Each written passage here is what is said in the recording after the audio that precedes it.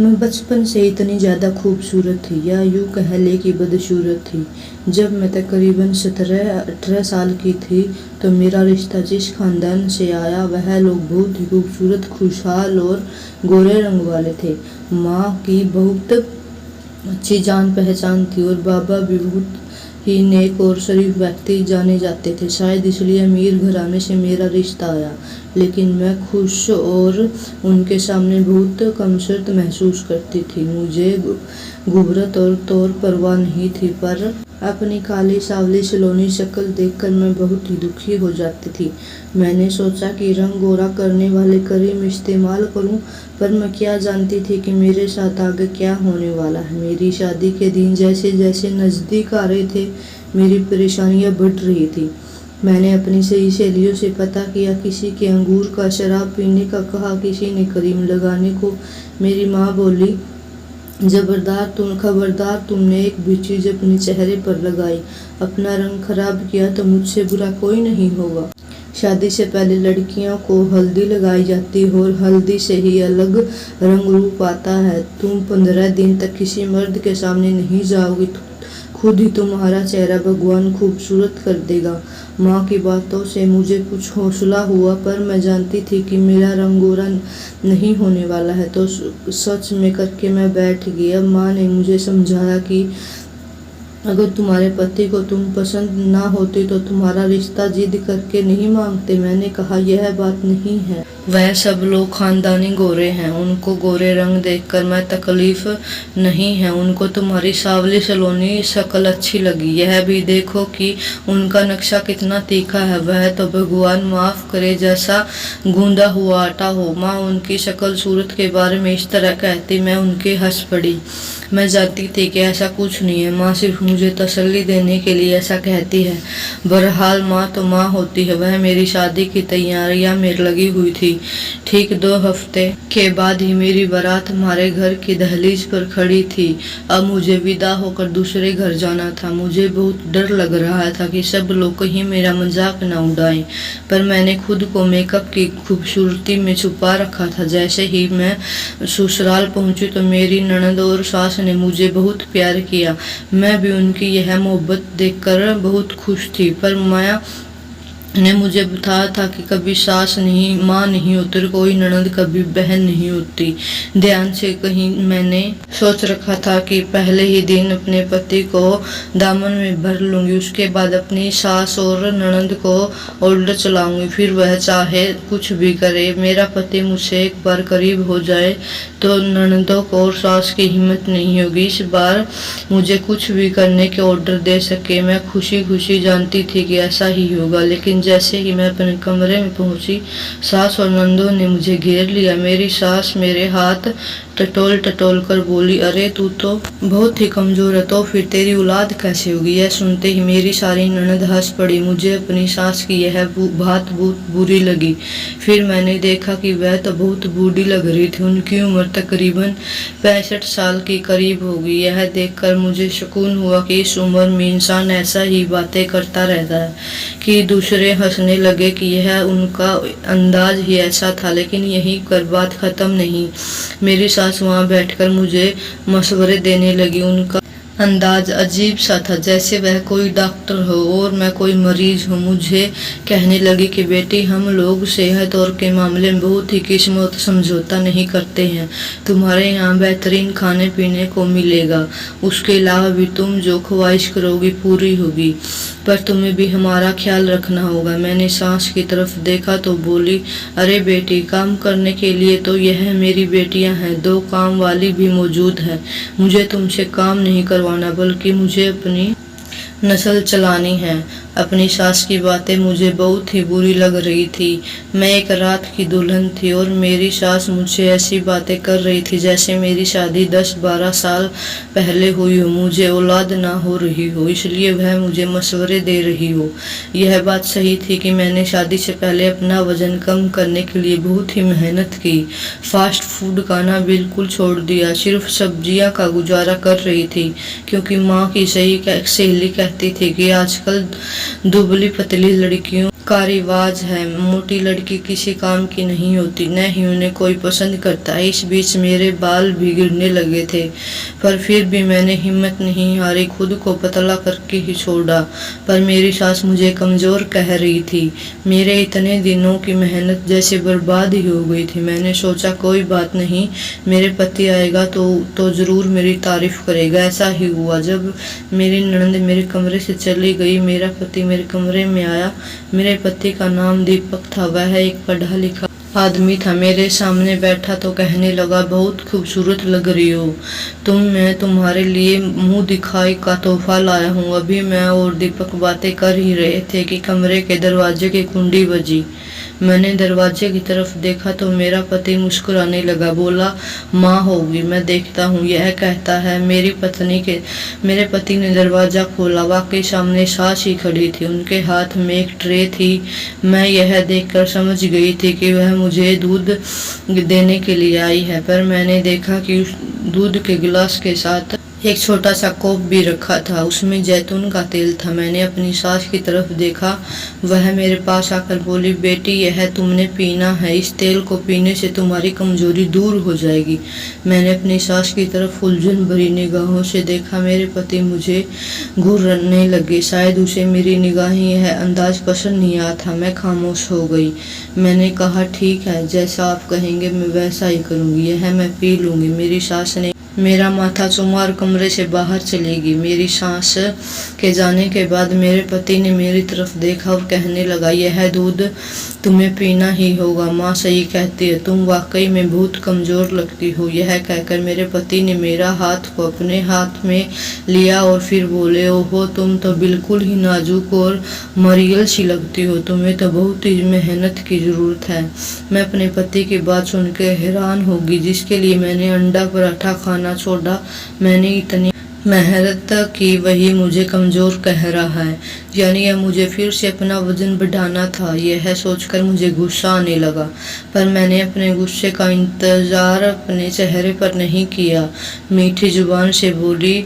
मेरा पति बहुत खुश हुआ और बोला, तुम तो वाकई कोई गिला शिकवा नहीं करती, मुझे बस तुम जैसी पत्नी चाहिए थी, जो किसी की बात का बुरा न मानती हो और बहुत ही ज्यादा मेहनत करने वाली हो। मेरे पति मुझे पाकर बहुत खुश था, लेकिन आहिस्ता आहिस्ता पति के भेद भी खुलने लगे। जब सुबह उठी, मेरी सास हमारे कमरे में आई और मुझे पूछने लगी, क्या तुमने वह तेल पी लिया था? मैंने कहा, नहीं, उस तेल को पीने से पहले ही मुझे नींद आ गई। मेरे पति को भी बातों में याद नहीं रहा, उन्होंने मुझे तेल पीने के लिए नहीं कहा।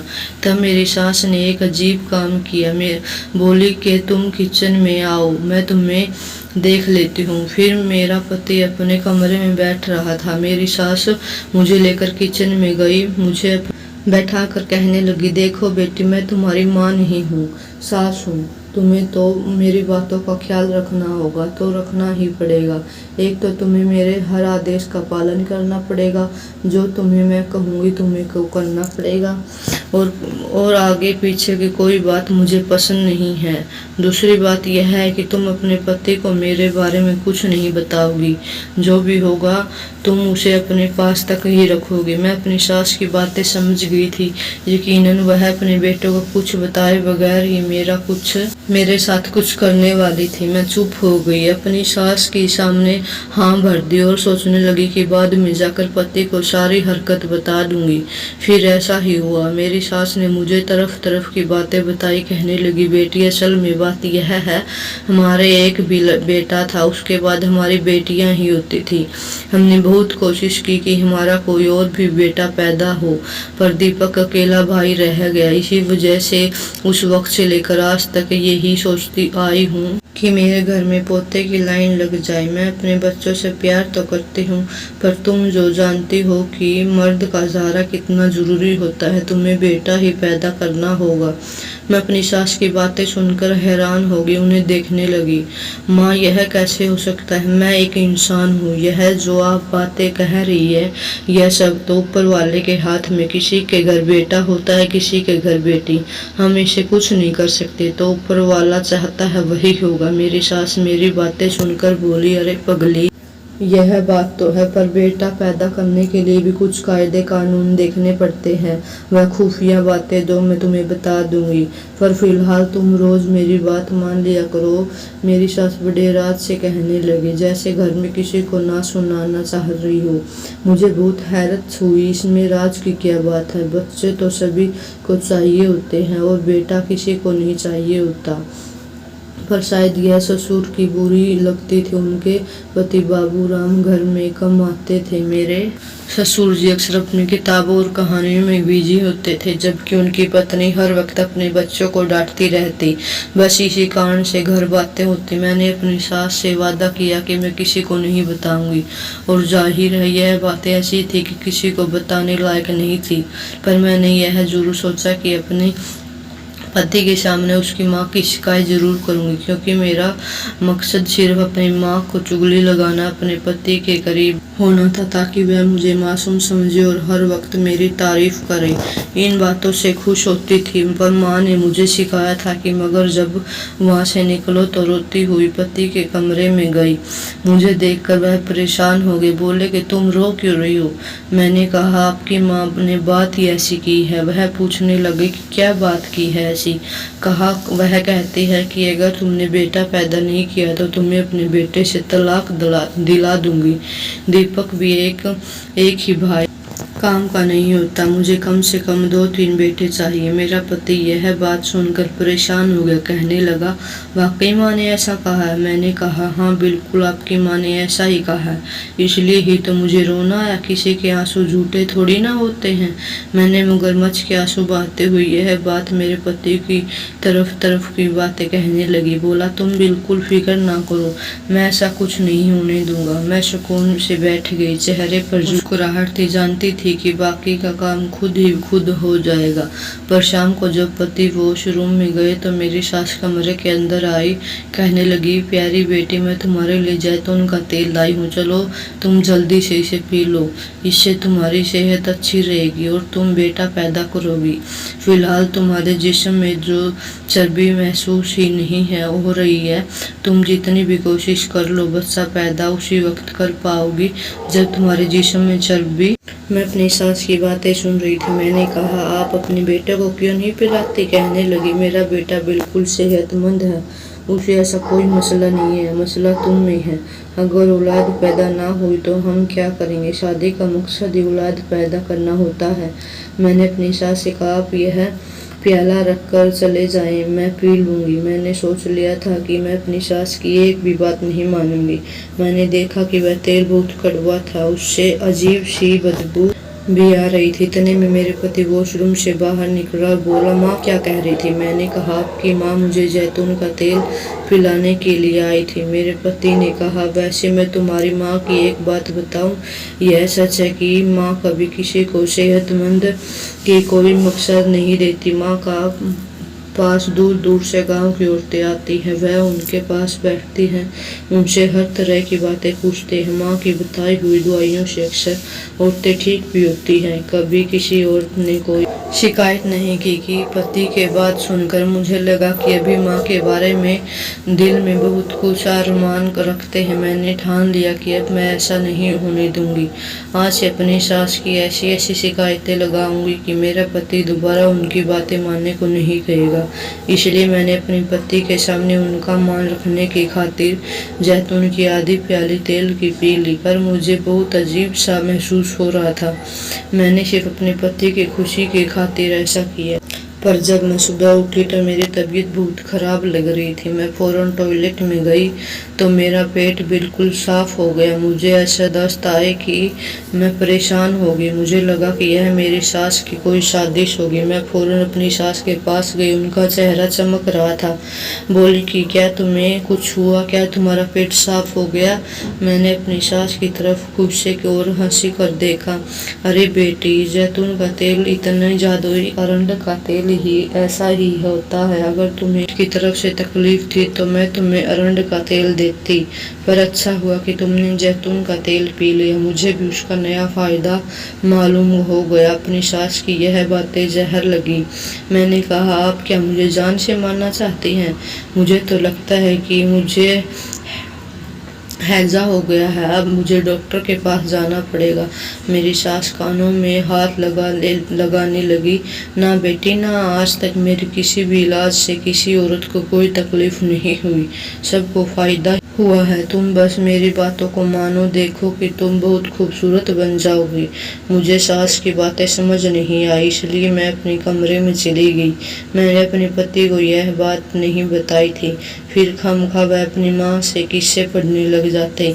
मैंने सोचा कि यह बात अपनी माँ से करूँगी, जरूर इसके पीछे कोई ना कोई मकसद होगा मेरी सास का। मैं अगले दिन मायके चली गई। मैंने वहाँ जाकर यह बात अपनी माँ को कहने लगी। उनकी हिम्मत कैसे हुई मेरी बेटी को भांजा बनाने की? अभी तो तुम्हारी शादी को 1 हफ्ता ही हुआ है, वह अभी से बच्चे की जिद करने लगी। वह औरत पागल तो नहीं है? यह सुनकर मेरे दिल में भी मेरी सास की नफरत पैदा होगी। मैंने कहा, माँ ऐसा ही लगता है, भला कोई मुझे जैतून का तेल पीने को क्यों कहेगा? मेरी सास माँ बोली, मैं तुम्हें एक ऐसी तकरीबन बताऊंगी कि तुम्हारी सास से भी जान छूट जाएगी। मैंने पूछा, यह क्या है? एक गोलियों का पत्ता नहीं देते हुए कहा, इसे अपनी सास की चाय में मिला देना। इस गोली के पीने से वह ऐसी सो जाएगी कि सुबह तक नहीं उठेगी। मैंने कहा, माँ यह तो बहुत खतरनाक गोली है, इसे खिलाने से क्या हो जाएगा? बोली, होगा तो कुछ भी नहीं, बस तेरी सास को नींद बहुत ज्यादा आएगी और वह पूरा दिन बिस्तर पर पड़ी रहेगी, तेरा दिमाग नहीं खाएगी। मुझे उस वक्त अंदाजा हुआ कि मेरी माँ कितनी पत्थर दिल है। मैंने कहा, माँ इस गोली को तो रहने दो, मैं अपनी सास से खुद ही कह दूंगी कि वह मुझे जैतून का तेल पीने के लिए ना दिया करे।